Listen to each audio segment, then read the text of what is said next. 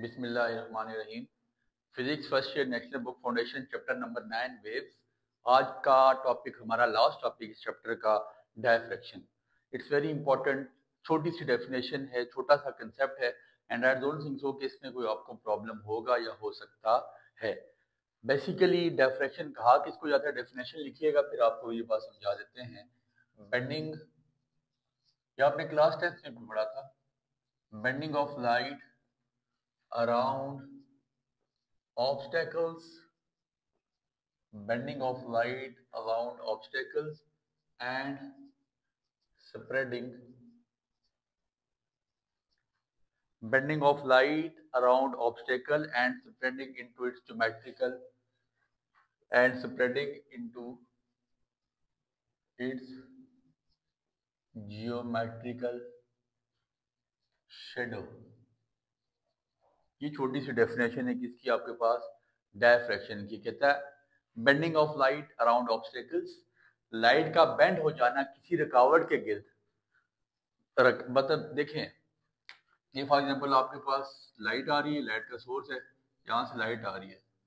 आप ये सोचते होंगे कि लाइट जब इस सोर्स से आगे ये एक आपके पास रुकावट है, ऑब्स्टेकल है, यहाँ पे लाइट बढ़ती है तो आपका माइंड ये होता होगा, आप कहते होंगे यार लाइट ब्लॉक हो जाती है, लाइट ने ब्लॉक हो जाना है, आगे ट्रेवल नहीं होना। लेकिन ऐसा नहीं होता। कहता है लाइट बेंड होती है एंड अपने bending of light around obstacles and spreading into its geometrical shadow, और फिर ज्योमेट्रिकल शेडो की फॉर्म में आगे स्प्रेड हो जाती है। लाइट रुकती नहीं है। इसके लिए मैं आपको छोटी सी मिसाल देता हूँ, जरा लोग गौर कीजिएगा इस बात पे। इसकी छोटी सी मिसाल, आपके पास ये एक लाइट सोर्स मौजूद है। फॉर एग्जांपल ये आपके पास लाइट सोर्स है, यहाँ से लाइट जा रही है, मोनो है या डायक्रोमेटिक है, वो बात की बात है, इसको छोड़ दे। ठीक हो गया। ये आपके पास एक स्लिट है, ये एक वो है, इसमें जो है ना, स्लिट का मतलब दो, मैंने इस रुकावट में दो चीरे लगा दिए। चीरा स्लिट का मतलब है चीरा सुराख कर देना। मैंने लाइट के सोर्स के सामने एक रुकावट डाली और उसमें दो चीरे लगा दिए। अब आपका ख्याल ये है, आपके माइंड में ये बात है कि सर ऐसा होगा, होना भी ये चाहिए, आगे स्क्रीन है। आपका माइंड ये है और आपका ख्याल ये है और होना ये चाहिए कि यहाँ से जो लाइट की वेव जाएगी सिर्फ इस जगह को जाके, इस पोर्शन को जाके रोशन करेगी, बाकी सारा ऊपर वाला पोर्शन क्या होगा, आपके माइंड में ये बात आ रही होगी कि सिर्फ ये जहां से चीरे से लाइट आगे जा रही है, सिर्फ इस पोर्शन को वो रोशन करेगी, बाकी ये नीचे वाला पोर्शन भी डार्क, ये सारा पोर्शन भी डार्क। लेकिन ऐसा होता असल में नहीं है। लाइट अपने ऑब्स्टेकल के गिर्द बेंड हो जाती है और ज्योमेट्रिकल शेप में स्प्रेड हो जाती है, ज्योमेट्रिकल शेडो में जाके स्प्रेड हो जाती है। वो होती कैसे है, जरा गौर करें। ये फॉर एग्जांपल आपके पास सोर्स है, ये मैं आपको यहाँ पे स्लिट डाल के बता रहा हूँ, ठीक है। इसका एक पूरा topic young double slit experiment most important topic है, वो हम सेकंड ईयर में पढ़ेंगे। इस बुक में आपकी वो नहीं है, पहले फर्स्ट ईयर में था, लेकिन अब उनको उसको टॉपिक को सेकंड ईयर में इंक्लूड कर दिया गया है। वहाँ पे इंटरफेरेंस का एक नया चैप्टर बनाया गया, तो उस टॉपिक को अब इंटरफेरेंस में डाला गया, लिहाजा उसको वहाँ ही पढ़ेंगे। अभी ऐसा है, जरा इस फिनोमिना पे गौर करें। ये आपने सामने स्क्रीन लगाई हुई है, ये आपके पास स्क्रीन है, ठीक है। आप इसको ऑब्जर्व करें, आप ये देख रहे हैं कि होगा क्या या होना क्या चाहिए। आपने देखा जी कि आपका माइंड ये कहता है कि सर लाइट यहाँ से जाएगी, सिर्फ इस जगह पड़ेगी, इस सुराख से जाके सिर्फ इस जगह पड़ेगी, लेकिन ऐसा होता नहीं है।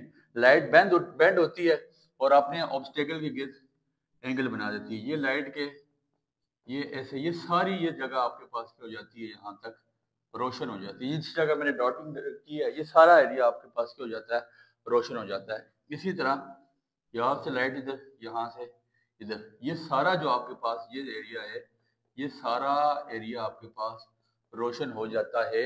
लाइट अपने ऑब्स्टेकल के गिर्द बेंड भी होती है और स्प्रेड हो जाती है ज्योमेट्रिकल शेडो में। इसकी मैं एक और सादी सी मिसाल अगर आपको दे सकूं, ये आपके पास मिसाल के तौर पे आपने कोई रुकावट डाल दी, ठीक है। इसके सामने से ये लाइट आ रही है, आप सोच ये रहे होंगे सर रुकावट है तो लाइट आगे जाएगी नहीं, लेकिन ऐसा नहीं होता। लाइट आपके ज्योमेट्रिकल एक्सिस से यहाँ पे क्या बना देती है, शेडो। और आपने ये जो आपके पास ये स्क्रीन है ना, इस ये आपने स्क्रीन रखी हुई और आपके माइंड ये कहता है सर ये स्क्रीन तो बिल्कुल ही जो है ना इसका शेडो जब बॉल का यहाँ पड़ेगा तो ये बॉल आपको बिल्कुल नजर, मतलब ये सारा एरिया आपके पास जो बॉल के सामने वाला शेडो वाला एरिया वो सारा आपको बिल्कुल नजर ही नहीं आएगा या डार्क रीजन होगा। लेकिन ऐसा नहीं होता।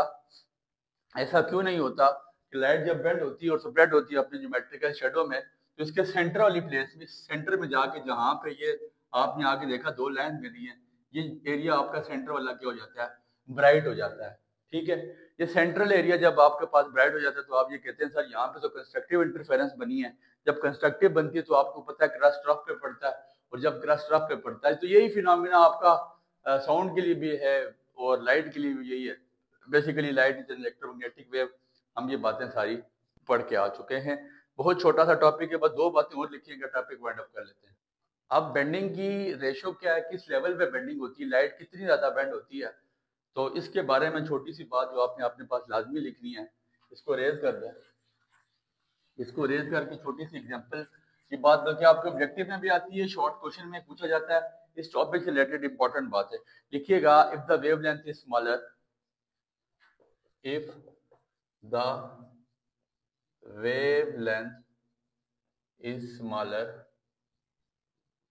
as compared, अगर देखें आपकी वेवलेंथ स्मॉलर हो जाएगी as compare to the slit. ठीक है, as compare to slit, if the wavelength is smaller as compare to slit, bending will be low. Bending आपके पास लाइट की कम होगी। लाइट की बेंडिंग कम होने से क्या मुराद है, अब मेरी बात पे जरा गौर कीजिएगा। ये मेरे पास एक सोर्स है, ये आपके पास आपने एक प्लेट रखी जिसके सेंटर में आपके पास स्लिट है। अब मेरी बात पे जरा गौर करें, आपका माइंड ये है या आपका ख्याल ये बात कहता है कि ये लाइट के पार्टिकल्स, ये जब आपके पास क्या होगा, जब यहाँ से ये जो आपके पास सुराख है, मैंने लिखा if the wavelength is smaller as compare to the bending as compare to the slit, ये जो इसकी लेंथ है ना, इसकी जो वेवलेंथ है, सॉरी लेंथ नहीं वेवलेंथ, इसकी वेवलेंथ इस आपके सोर्स की, जो आपकी स्लाइड वेव की जो वेवलेंथ है, ये कम होगी एज कंपेयर टू दिस। मिसाल के तौर पे ये स्लिट का फॉर एग्जांपल आपके पास जो डिफरेंस है या डिस्टेंस है आपस में, वो फर्ज कर लेते हैं 5 सेंटीमीटर है। तो if the wavelength is smaller as compare to the slit, मतलब अगर इसके दरमियान में से वेवलेंथ कम है, फॉर एग्जांपल आपकी वेवलेंथ 3 सेंटीमीटर की है और आपके पास जो इसका डिस्टेंस है वो 5 सेंटीमीटर का है, तो हम क्या कहते हैं, बेंडिंग विल बी लो। तो फिर जो आपके पास बेंडिंग होगी वो बेंडिंग इतनी ज्यादा नहीं होगी, बेंडिंग फिर कम होगी, लो होगी बेंडिंग। ये आपके पास बेंडिंग हो रही है, फिर लाइट या आपके पास साउंड इतना ज्यादा स्प्रेड नहीं होगा। ठीक हो गया। और दूसरी बात साथ लिखिएगा, ये डायग्राम साथ बना के बताइएगा, if the wave length is equal और greater as compared to slit, bending will be high। Bending फिर आपके पास हाई हो जाएगी।